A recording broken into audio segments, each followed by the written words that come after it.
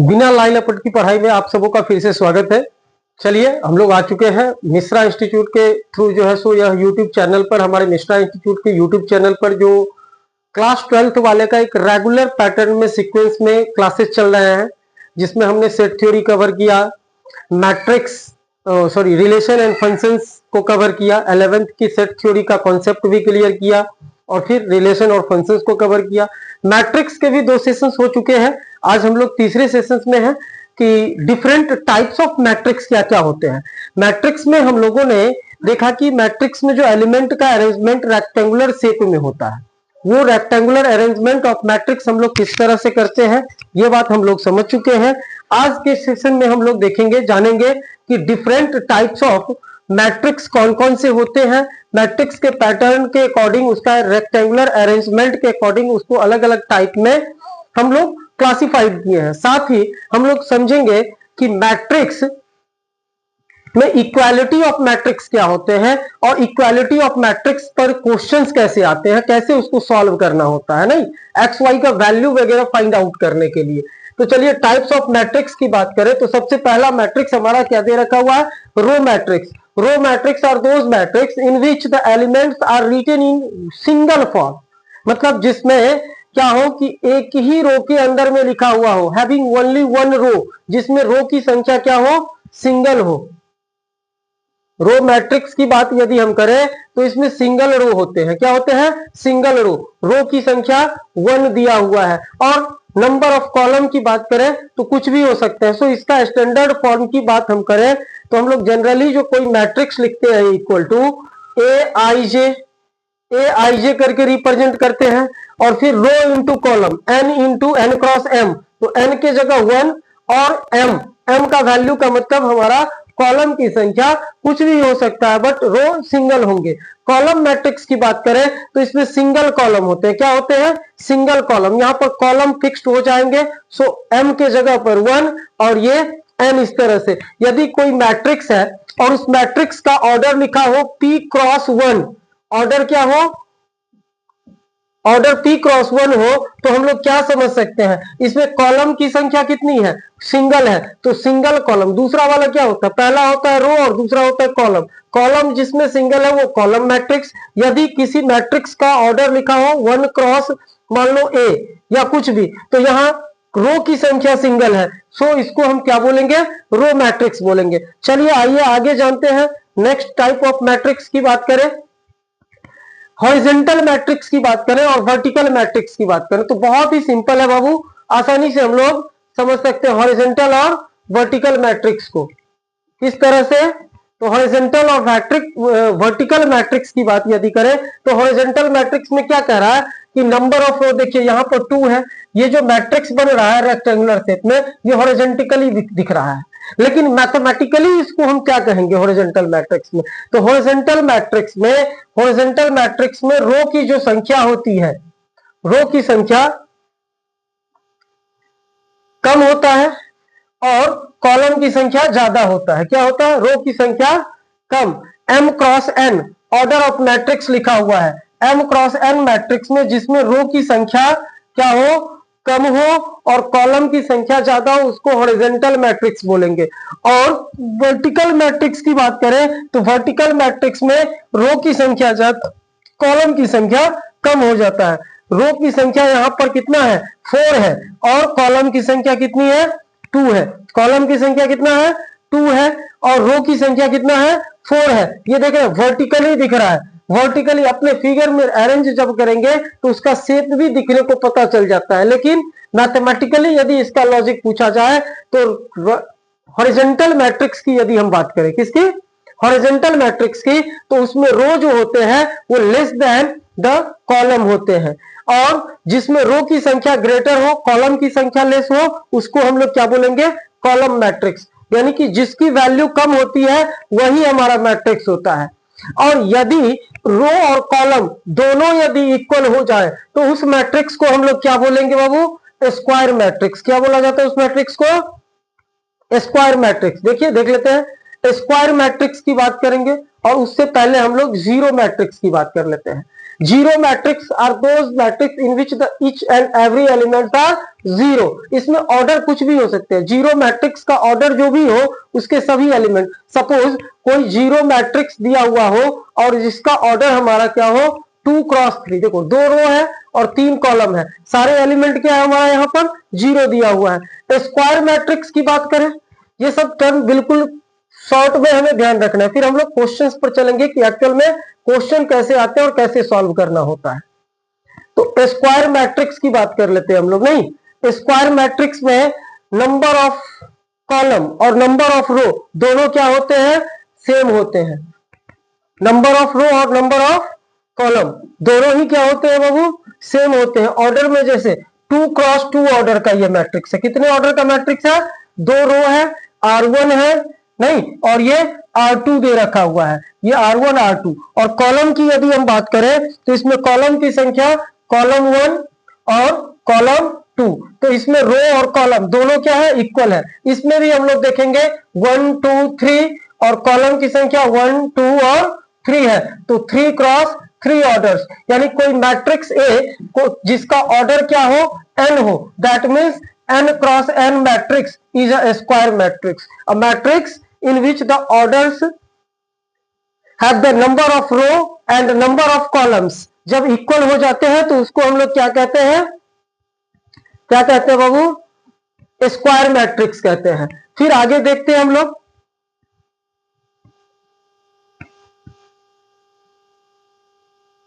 Diagonal matrix की बात करेंगे। क्या होता है डायगोनल मैट्रिक्स, तो देखिए डायगोनल मैट्रिक्स की बात यदि हम करते हैं तो डायगोनल मैट्रिक्स में बहुत ही सिस्टमैटिक, हम एलिमेंट को जो रिप्रेजेंट करते हैं वो किस तरह से रिप्रेजेंट किया जाता है। इसमें देखो डायगोनल मैट्रिक्स का कुछ ना कुछ वैल्यू दिया हुआ है, और जो नॉन डायगोनल है, तो डायगोनल एलिमेंट कहते किसको, किसी भी मैट्रिक्स में जो एलिमेंट होंगे, हम लोग एलिमेंट को किस चीज से रिप्रेजेंट करते थे, ए आई जे से। ए आई जे से हम लोग रिप्रेजेंट करते हैं किसी भी एलिमेंट को। ये क्या हमारा एलिमेंट होता है। और if i equal to j हो then a i j is diagonal elements. Diagonal elements होंगे, क्या होंगे, जिस मैट्रिक्स के अंदर में, ये देखो पहला एलिमेंट 2 की बात करें तो ये किस रो का है, A1, पहले रो का, कॉलम क्या है 1 1 1। यदि हम इसकी बात करें तो ये क्या है हमारा सेकेंड रो सेकेंड कॉलम, तो A2 2, और तीसरा एलिमेंट ये हमारा है क्या है, A3 3, मतलब थर्ड रो थर्ड कॉलम का। तो डायगोनल एलिमेंट, सबसे पहले कोई भी मैट्रिक्स डायगोनल तभी होगा जब वो स्क्वायर मैट्रिक्स हो। दैट मीन्स कि उसका ऑर्डर जो होगा उसमें रो और कॉलम की संख्या सेम होनी चाहिए। जैसे इसमें ऑर्डर क्या है, first row second row third row fourth row, तो 4, और कॉलम की संख्या भी क्या है 4 है। जब दोनों ही रो और कॉलम सेम हो और केवल डायगोनल एलिमेंट, ये वाला एलिमेंट केवल दिया हुआ रहे, बाकी नॉन डायगोनल एलिमेंट जितने हैं, जितने भी नॉन डायगोनल एलिमेंट्स है, यहां से देखिए नॉन डायगोनल एलिमेंट्स वो क्या है, जीरो है। नॉन डायगोनल एलिमेंट्स जिसका जीरो स्क्वायर मैट्रिक्स का, वो मैट्रिक्स क्या कहलाता है, डायगोनल मैट्रिक्स कहलाते हैं। एक डायगोनल मैट्रिक्स लिखा हुआ है इस तरह से, इसका मतलब हुआ, इसको यदि हम रिप्रेजेंट करना चाहे तो A11 A22 दिया हुआ है A33, यानी कि A11 A12 इस मैट्रिक्स में बाकी एलिमेंट की बात करें तो ये जीरो हो जाएगा, ये भी जीरो, ये भी zero, dot dot so on चलेगा। फिर इसी तरह से दूसरा एलिमेंट, इसमें देखो ये एलिमेंट जीरो होगा, दूसरा डायगोनल कौन होता है A22, मतलब सेकेंड रो का सेकेंड एलिमेंट A22, बाकी एलिमेंट इसमें क्या होंगे, जीरो चलेंगे। इसी तरह से थर्ड में अभी चलेंगे तो जीरो जीरो A33, यानी कि डायगोनल वाला एलिमेंट आ रहा है और ये जितना ले जाना होगा वहां तक जाएगा, लेकिन स्क्वायर में रहना चाहिए ए। इसी तरह से कंटिन्यूअसली यदि हम लोग चलेंगे तो लास्ट में ANN आ जाएगा, जो भी होंगे ऑर्डर्स में, बात समझे, ANN। तो केवल डायगोनल एलिमेंट्स को हम लोग रिप्रेजेंट करेंगे। यदि कोई डायगोनल मैट्रिक्स हमारे पास इस तरह से दिया हुआ हो कि A equal to diagonal 2 3, that means ये डायगोनल मैट्रिक्स दिया हुआ, क्या दिया हुआ है, ए इक्वल टू, यदि 2 और 3 इस तरह से लिखा हुआ है तो ये डायगोनल मैट्रिक्स है। इसको लिखेंगे कैसे, तो पहला डायगोनल एलिमेंट 2, अगला 0, ऑर्डर इसका कितना है 2 ही, ये 0 और ये एलिमेंट 3 हो जाएगा। इस तरह से हम इस डायगोनल मैट्रिक्स को रिप्रेजेंट करेंगे। ये एक स्क्वायर मैट्रिक्स भी है जिसका ऑर्डर क्या है, 2 क्रॉस 2 ऑर्डर है। इसमें जो डायगोनल वाला एलिमेंट है सिर्फ वो लिखा हुआ था, तो इस डायगोनल मैट्रिक्स को हम लोग इस तरह से भी लिख सकते हैं। फिर चलिए नेक्स्ट पर चलते हैं हम लोग। स्केलर मैट्रिक्स की बात करें तो डायगोनल मैट्रिक्स को ही हम लोग स्केलर मैट्रिक्स कह देते हैं, बट कब कहते हैं डायगोनल मैट्रिक्स को हम स्केलर मैट्रिक्स, जब उसके डायगोनल एलिमेंट एक जैसा हो, सिमिलर हो। जैसे इसमें 2 2 2, यानी इसका जो डायगोनल एलिमेंट्स है वो सिर्फ 2 2 2 लिखा हुआ है, ये डायगोनल एलिमेंट एक जैसा, इसको क्या बोलेंगे, स्केलर मैट्रिक्स बोलेंगे।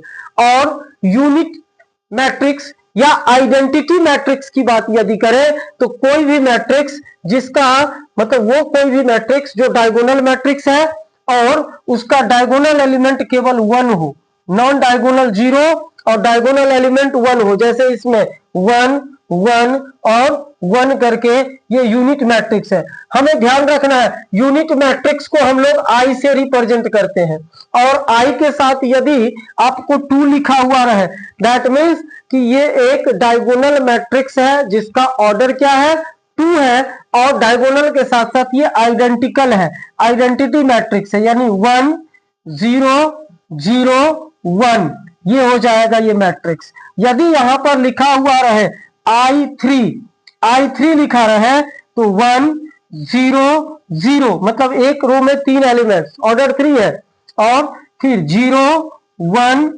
1, सॉरी 1 नहीं 0, फिर 0 0 1 से हम लोग इसको रिप्रेजेंट करेंगे, किससे, इस तरह से रिप्रेजेंट करेंगे। इतना ही नहीं, फिर इसी तरह से हम लोग देखें यदि तो I4 यदि लिखा रहे तो इसका मतलब 1 0 0 0, फिर 0 1, ये सेकेंड एलिमेंट है, 0 0, थर्ड रो में चलेंगे 0 0, थर्ड रो का तीसरा एलिमेंट 1 होगा, और फोर्थ रो का फोर्थ एलिमेंट हमारा 1 होगा। इसको आइडेंटिकल मैट्रिक्स के नाम से हम लोग जानते हैं, इस तरह से रिप्रेजेंट करेंगे। ठीक, फिर इसी तरह से हम लोग आगे बढ़ते हैं।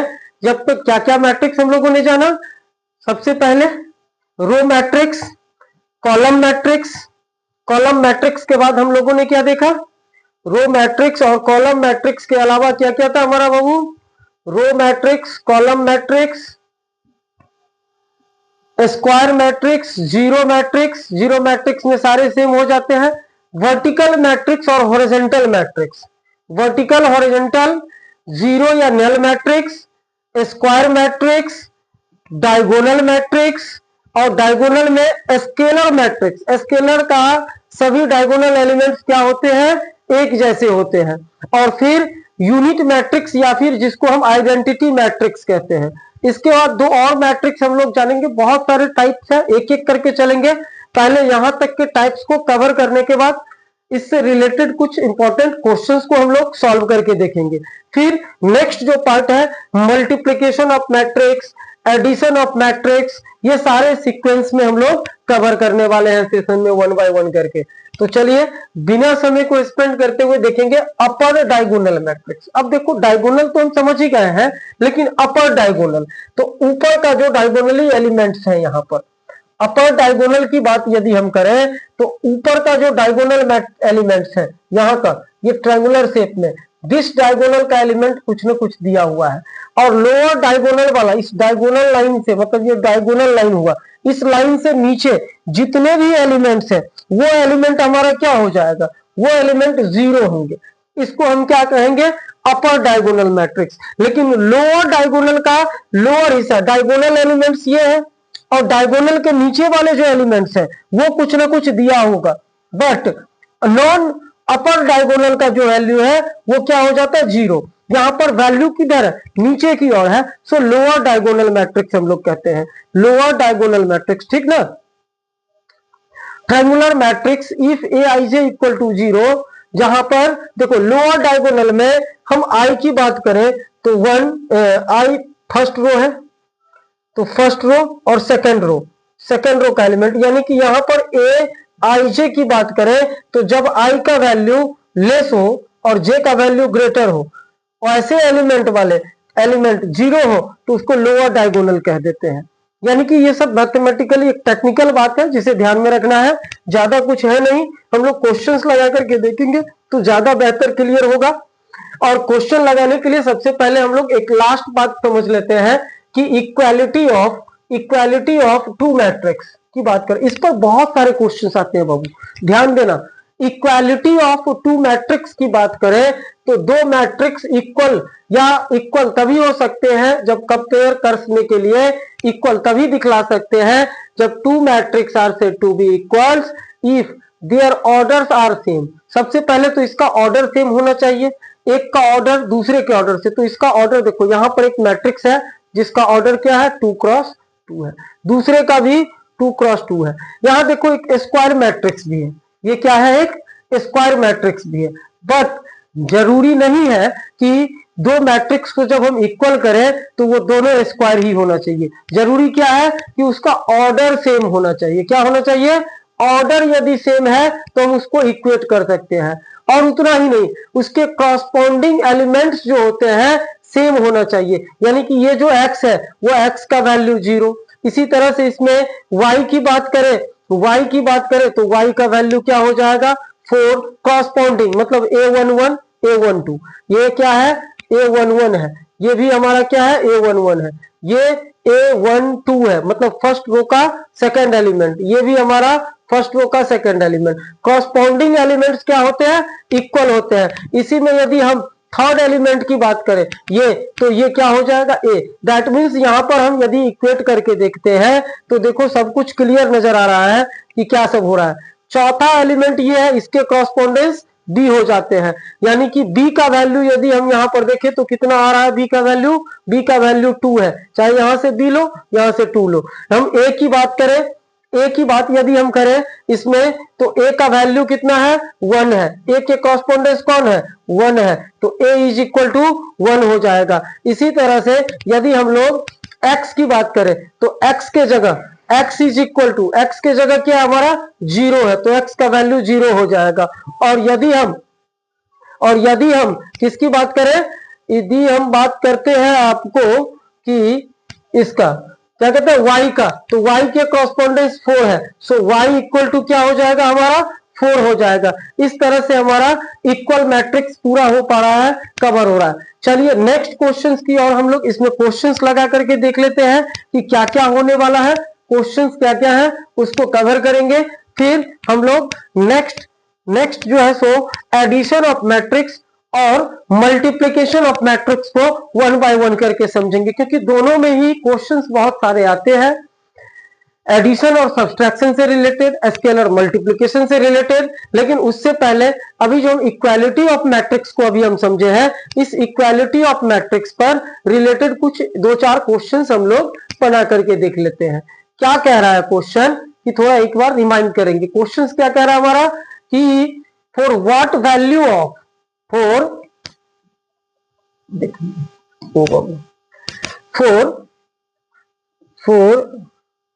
what value of x, y and z the given matrix is a diagonal matrix। इस मैट्रिक्स को अभी देखें हम लोग कि इस मैट्रिक्स को क्या बनाना है, डायगोनल मैट्रिक्स,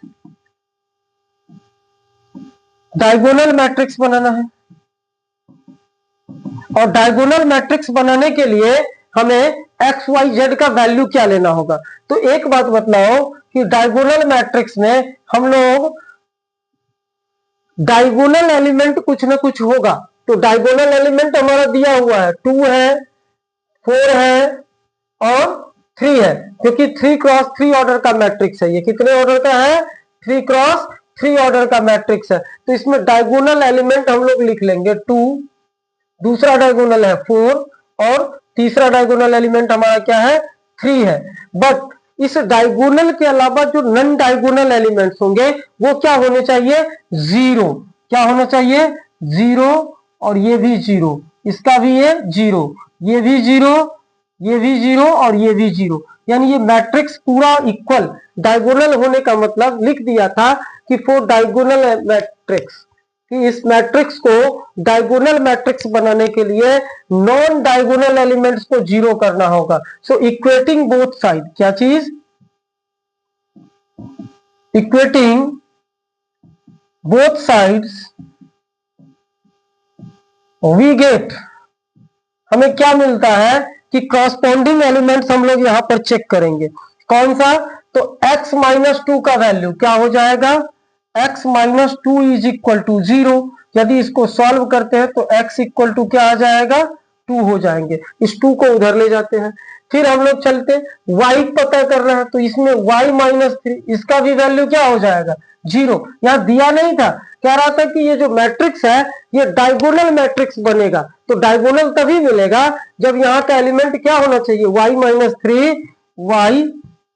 माइनस 3 का वैल्यू क्या होना चाहिए, 0। इसके अकॉर्डिंग y इक्वल टू क्या हो जाता है हमारा, 3 हो जाएगा। और लास्ट में ये z वाला एलिमेंट, तो z प्लस 1 भी 0 होना चाहिए। So z plus 1 is equal to 0 यदि लेते हैं तो z इज इक्वल टू हमारे पास कितना आ जाता है, -1। दस x का वैल्यू 2, y का वैल्यू 3 एंड z का वैल्यू 1 हमारा क्या हो जाएगा, आंसर हो जाएगा इस क्वेश्चन में। कितना सिंपल बात पूछा हुआ था कि एक मैट्रिक्स जो अपने आप में डायगोनल बन जाए। तो डायगोनल बनने का मतलब कि जो नॉन डायगोनल एलिमेंट्स है वो 0 हो जाना चाहिए, और वो 0 होने का मतलब ये एलिमेंट 0 केवल यही रहेगा। ये 0 कब होगा, जब x का वैल्यू हम लोग 2 ले, 2 माइनस 2, तो x इज इक्वल टू 2। इसी तरह से y इक्वल टू, और इसी तरह से z निकाल लिया हम लोग। चलिए नेक्स्ट क्वेश्चन को हम लोग सॉल्व करके देखते हैं। हम जैसे कि बोले हैं कि बिना लाइन अपर की पढ़ाई हम लोग कर रहे हैं, तो कहीं भी इधर उधर की बातें नहीं होगी। कम समय में मैक्सिमम पॉइंट कवर करेंगे, क्वेश्चंस लगाएंगे, थ्योरी बेस्ड कॉन्सेप्ट क्या है। फिर हम लोग बोले हैं कि एक मास्टर क्लास होगा इस टॉपिक से रिलेटेड, मैट्रिक्स से रिलेटेड, फिर डिटर्मिनेंट्स कवर होंगे, और डिटर्मिनेंट से भी रिलेटेड हम एक मास्टर क्लास लेंगे जिसमें केवल एमसीक्यू जो कॉम्पिटेंसी बेस्ड क्वेश्चंस आपके बोर्ड एग्जामिनेशंस में आते हैं उसको हम लोग कवर करेंगे, और एग्जाम जैसे जैसे नजदीक आएगा मैक्सिमम क्वेश्चन प्रैक्टिस करेंगे। लेकिन किसी भी क्वेश्चन को प्रैक्टिस करने से पहले हमें उस चैप्टर का बेस कॉन्सेप्ट जो है पता होना चाहिए, जो हम 1 बाय 1 करके एक एक टॉपिक पर डिस्कस कर रहे हैं। इस वीडियो सीक्वेंस को आप पूरे सीक्वेंस में देखिए, आपका कॉन्सेप्ट क्लियर हो जाएगा। फिर हम लोग क्वेश्चन पर भी कमांड करेंगे कि कैसे एग्जाम में बेहतर परफॉर्मेंस लाना है। तो चलिए हम लोग फिर आगे बढ़ते हैं। क्या आगे क्या है हमारा भाई, कह रहा है कि for what value of a b c and d, a b और सी और डी के वैल्यू के लिए, फॉर व्हाट वैल्यू ऑफ, इसका वैल्यू क्या होगा। लेकिन यहां देख क्या रखा हुआ है कि एक मैट्रिक्स इधर है और एक मैट्रिक्स इधर है, दोनों मैट्रिक्स क्या है आपस में इक्वल है। भाई इक्वल मैट्रिक्स का मतलब क्या, कि उसका कॉरस्पॉन्डिंग एलिमेंट्स आपस में क्या होना चाहिए, इक्वल होना चाहिए। सो यहां पर हम लोग क्या करेंगे, वी हैव क्या होगा, वी हैव सॉल्यूशंस करने के लिए सबसे पहले है क्या, हमें ए बी सी डी का वैल्यू निकालना है। तो सबसे पहले देखो कि a minus b equal to क्या होगा, कॉरस्पॉन्डिंग एलिमेंट्स 1 होंगे। So we have a minus b is equal to, हम लोग क्या ले लेंगे, 1 ले लेंगे। दिस इज हमारा फर्स्ट इक्वेशन हो गया। फिर इसी तरह से दूसरा चलिए, 2a plus c, 2a plus c is equal to क्या होगा हमारा, 7 हो जाएगा। ये सेकेंड इक्वेशन आ जाता है। फिर इसी तरह से 2a माइनस बी की बात करें तो 2a minus b is equal to हमारे पास कितना है, 0 है। ये इक्वेशन तीसरा है। हम लोग अपने हिसाब से ले रहे हैं, कोई पहले इक्वेशन ये बना लेगा, दूसरा ये बना सकते हैं, कोई जरूरी नहीं है। फिर हम लोग चौथे इक्वेशन की बात करें तो चौथा एलिमेंट ये है, क्या है ये, 3c minus d is equal to, 3c minus d is equal to कितना है 13 है। अब हम लोग क्लास 10th में एक बहुत अच्छी बात पढ़े हैं कि linear equation in two variable. क्या पढ़े हैं? Linear equation in two variable, मतलब दो वेरिएबल वाले ऐसे इक्वेशंस जब आपस में दो ठो रहे हैं तो उसको अलग अलग मेथड से हम सॉल्व करते थे। तो यहां पर एलिमिनेशन मेथड से हम लोग सॉल्व करेंगे इक्वेशंस को। यहां पर देखो a minus b equal to 1 और 2a minus b equal to 0, ये दोनों इक्वेशंस जो हम देख रहे हैं इन दोनों में दो वेरिएबल है, एक a और दूसरा b। तो इन दोनों इक्वेशन को हम आसानी से सॉल्व कर सकते हैं। कैसे? तो क्या करेंगे, फ्रॉम फर्स्ट एंड सेकंड से। क्या करेंगे? From first and not second, third equations को ले लेते हैं। दोनों इक्वेशंस में हम लोग दे रहे हैं b को एलिमिनेट किया जा सकता है। कैसे? तो a minus b is equal to 1 है और दूसरा इक्वेशन क्या है 2a minus b equal to 0। यदि हम इसको सब्सट्रैक्ट करें, मतलब सब्सट्रैक्ट करेंगे तो साइन क्या होगा, चेंज हो जाएगा। हम लोग क्लास 10th में बहुत अच्छे से इसको पढ़े हैं, जीरो का कोई साइन होता ही नहीं है। सो 1 में से यदि 0 माइनस करेंगे तो 1 में से 0 माइनस करेंगे तो हमारा क्या आ जाता है, 1 में से 0 माइनस करने पर 1 आ जाता है। इस तरफ देखो माइनस बी और ये प्लस बी क्या हो जाएंगे, कैंसल। a में से 2a माइनस किए, a में से 2a माइनस करेंगे तो यहां माइनस a इक्वल टू इतना, या फिर हम इसको सॉल्व करें तो a इक्वल टू क्या हो जाता है, -1 हो जाता है। फिर हम लोग क्या करेंगे, अब a का वैल्यू हमें पता है तो हम किसी एक में पुट कर सकते हैं। किससे? तो फ्रॉम फर्स्ट से। ये अपने हिसाब से हमें सॉल्व करना होगा यहाँ पर। तो a का वैल्यू -1, a का वैल्यू -1 और minus b is equal to, sorry is equal to हमारा क्या दिया हुआ है, इज इक्वल टू दिया हुआ है, इज इक्वल टू, चलिए इज इक्वल टू दिया हुआ है 1। इस -1 को यदि उधर ले जाते हैं तो ऐड हो जाता है। तो minus b is equal to हमारा क्या 2, या फिर b इक्वल टू -2। तो a और b का वैल्यू हमारा इस तरह से निकल गया। अब हम लोग नेक्स्ट वैल्यू c फाइंड करना है। तो c फाइंड करने के लिए देखो इक्वेशन नंबर 2 में हमें a का वैल्यू पता है। तो फ्रॉम इक्वेशन फर्स्ट से, फर्स्ट में क्या करेंगे हम लोग, 2a माइनस बी है, क्या है 2a माइनस बी माइनस सी है, 2a माइनस, सॉरी प्लस है, 2a प्लस इक्वेशन सेकंड में देखेंगे 2a plus C equal to क्या दे रखा हुआ है, 7 है। 2a plus c is equal to है 7। इसमें a का वैल्यू, तो a का वैल्यू हमारा कितना आया है, -1 पुट कर दीजिए। तो -1 जब पुट करेंगे तो -2 आएगा।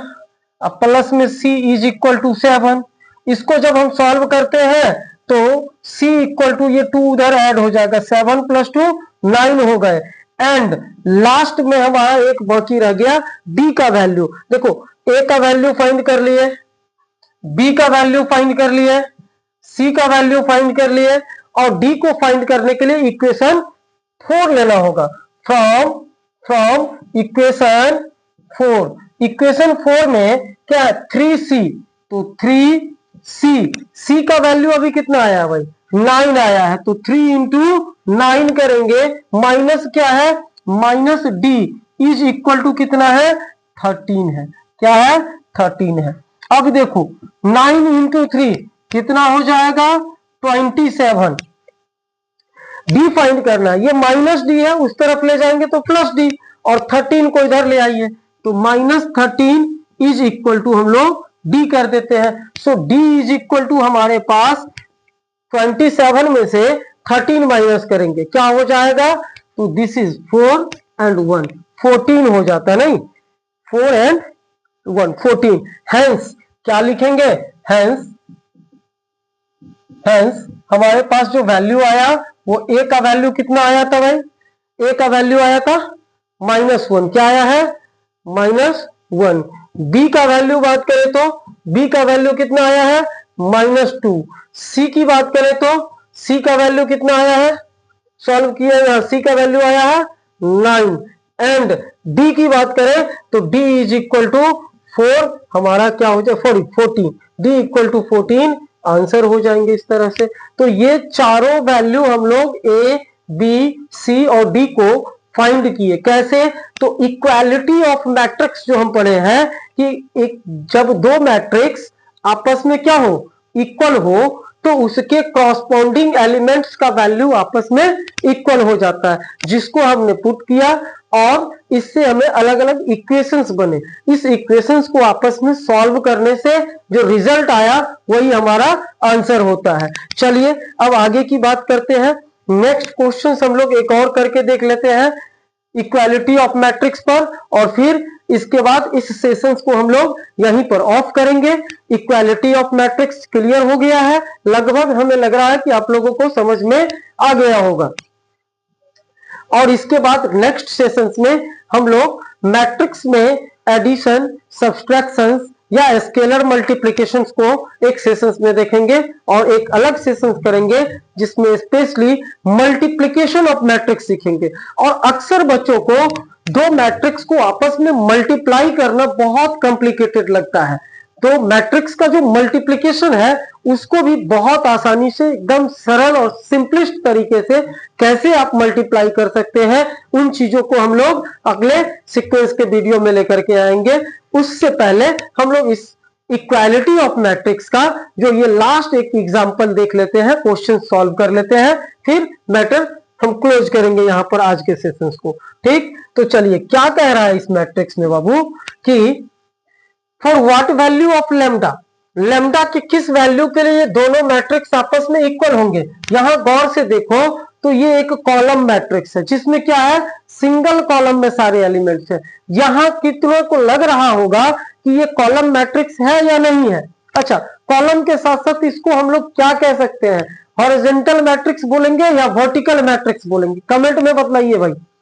ये जो मैट्रिक्स दिया हुआ ये हॉरिजॉन्टल मैट्रिक्स है या वर्टिकल मैट्रिक्स है, ये कमेंट में हमें चाहिए। और इसमें यदि बात करें तो ये total y lambda square minus 4 एक सिंगल एलिमेंट है, ये भी एक सिंगल एलिमेंट है, ये भी एक सिंगल एलिमेंट है। सो सिंगल एलिमेंट लेकर के ये एक कॉलम मैट्रिक्स बना। इन दोनों का ऑर्डर यदि हम पूछे तो क्या है ऑर्डर, तो नंबर ऑफ रो पहले लिखते हैं, 1 2 3 रो है, और कॉलम की बात करें तो एक कॉलम है। इसी तरह से इसमें यदि हम बात करें तो नंबर ऑफ रो की बात करें तो नंबर ऑफ रो कितने हैं, 3 है, और कॉलम 1 है। सो ये तो इक्वल तो है ही, क्वेश्चन में भी दे रखा हुआ है इक्वालिटी ऑफ मैट्रिक्स, बट पूछ रहा है कि इसमें लैम्डा का वैल्यू, इसमें जो है सो हमारा लैम्डा का वैल्यू क्या होगा। तो दो मैट्रिक्स आपस में बहुत आसानी से सिंपली दिया हुआ है, इसमें क्या फाइंड करना है, लैम्डा का वैल्यू। फॉर लैम्डा के लिए वी हैव, क्या हो जाएगा, हम सॉल्व करेंगे इस इक्वेशंस को, lambda square minus 4, lambda square minus 4 is equal to 5 है। सो इसको सॉल्व करो, lambda square is equal to क्या हो जाएगा, इस माइनस 4 को जब हम उस तरफ ले जाएंगे तो 9 हो जाएंगे, लैम्डा माइनस 4 जाएगा तो प्लस 4 होंगे 9। अब इसको यदि हम सॉल्व करें तो लैम्डा इज इक्वल टू क्या हो जाता है, lambda equal to plus minus root under 9। जब स्क्वायर को उस तरफ ले जाते हैं तो plus minus root 9। So lambda का वैल्यू हमारे पास प्लस माइनस 3 हो सकते हैं इस हिसाब से। बट फिर इसी में हम लोग दूसरे कॉल एलिमेंट को देख लेते हैं, लैम्डा प्लस 3 की बात करते हैं। So lambda plus 3 is equal to, lambda plus 3 is equal to क्या है हमारा 6 है। अब इसमें यदि हम लैम्डा फाइंड आउट करना चाहें तो 3 उधर जाएगा। So lambda is equal to 3 जब जाता है तो माइनस होगा, 6 minus 3 which is equal to 3। यहां भी 3 आया है, यहां भी 3 आया है। यहां पर हम प्लस माइनस दोनों बात कर लिए हैं कि प्लस माइनस दोनों,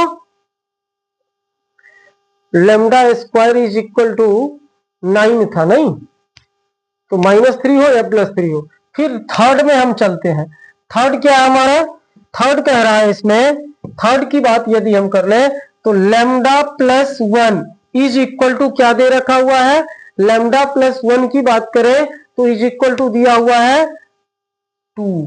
अब इसको यदि हम सॉल्व करते हैं तो लैम्डा इज इक्वल टू, ये 1 उधर जाएगा तो 2 minus 1 which is equal to हमारे पास 1 आ जाता है। भाई लैम्डा का for what value of lambda ये इक्वल हो सकते हैं। यहां साइड मिसिंग है क्वेश्चंस में, यहां माइनस लगाएंगे। क्या लगाएंगे? माइनस। और जब माइनस होगा तो यहां पर +1 इज इक्वल टू 3 आएगा। क्या आएगा? 3। तो हमारे पास पहले कंडीशन में प्लस माइनस दोनों आ रहा है, लेकिन बाकी दो कंडीशंस में हमारा क्या होगा? जब इसको हम लोग माइनस के रूप में लेते हैं तो lambda -1 2, so lambda equal to 3। हर एक केसेस के लिए एप्लीकेबल कौन हो रहा है? 3 लास्ट में। हेंस ये सब ऑब्जेक्टिव बेस्ड में भी पूछ देगा। बच्चे कंफ्यूज होते हैं कि -3 ले या नहीं ले, तो सभी पर अप्लाई जिसमें हो, तीनों एलिमेंट को इक्वल करना था। तो इसके लिए हम जब 3 लेते हैं तभी इक्वल होता है। मतलब लैम्डा का वैल्यू 3 -1 2 हो जाएगा, 3 + 3 6 हो जाएंगे, 3 का स्क्वायर 9 -4 क्या हो जाएगा? 5। So hence lambda is equal to हमारे पास आंसर क्या हो जाएगा? 3 हो जाएंगे। बात समझ गए होंगे। इस क्वेश्चन को कवर कर लिए, इक्वालिटी ऑफ मैट्रिक्स, और हमें आशा और उम्मीद है कि आप लोगों को बातें बहुत अच्छी से समझ में आई होगी। तो प्लीज आप लोगों का सपोर्ट की जरूरत है। सपोर्ट चाहिए आप लोगों का, भरपूर सपोर्ट, यानी कि लाइक शेयर जितना आप करेंगे उतना ज्यादा हम कंटिन्यूटी बनाए रखेंगे, और आप लोगों के लिए पूरे रिदम में, सीक्वेंस में हम एक एक करके कॉन्सेप्ट क्लियर करवा करके तभी हम मास्टर क्लास को लेंगे। तो मास्टर क्लास पहले कंप्लीट होने से पहले, स्टार्ट करने से पहले हम लोग मल्टीप्लिकेशन और एडिशन, मतलब एडिशन ऑफ सब्सट्रैक्शन और मल्टीप्लिकेशन ऑफ मैट्रिक्स के 2 सेशंस करेंगे। फिर हम लोग मास्टर क्लास में पहुंचेंगे, जहां देखेंगे कि विभिन्न अलग अलग एग्जामिनेशंस में पिछले कई दशकों से, मतलब दशकों से जो एग्जाम में क्वेश्चंस आते हैं इक्वल मैट्रिक्स से रिलेटेड, वो क्वेश्चन किस तरह का आता है और उसे हमें एग्जाम में कैसे सॉल्व करना होता है, उन चीजों को हम देखेंगे। तब तक के लिए आप लोगों के साथ विदा चाहेंगे। धन्यवाद आज के वीडियो सेशंस के लिए।